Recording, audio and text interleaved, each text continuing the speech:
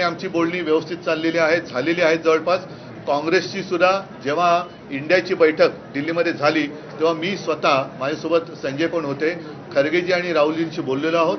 दिल्लीमध्ये आमची बैठक होईल आणि सगळं सुरळीत होईल.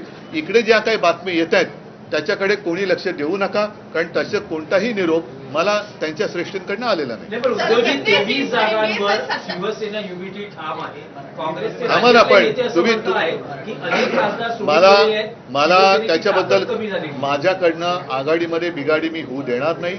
आणि म्हणून मी कोण काय बोलतो याच्याकडे लक्ष न देता जोपर्यंत काँग्रेसचे जे प्रमुख अध्यक्ष आहेत, त्यांचे प्रमुख नेते आहेत, ते जोपर्यंत आमच्याशी बोलत नाही तोपर्यंत मी याच्यावरती किंवा माझ्याकडनं कोणी याच्यावरती भाष्य करणार नाही.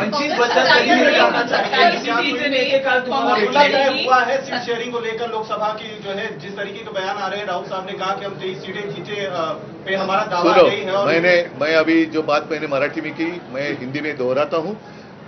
सब कुछ अच्छा चल रहा है और जब इंडिया की मीटिंग 19 तारीख को हुई थी दिल्ली में, उसी वक्त मेरे साथ संजय जी भी थे. हमने खरगे साहब से बात की है, राहुल जी से बात की है और ये तय हुआ है कि जो भी कुछ बात करनी है हम दिल्ली में करेंगे.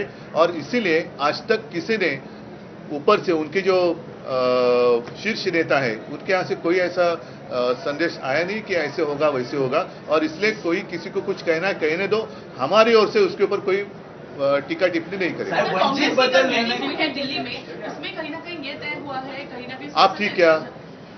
आप भी नहीं थे, मैं भी नहीं थे. जो थे वो अगर जब मुझे बताएंगे जो मतलब उनके शीर्ष नेता, तो ही मैं बात मानू ना.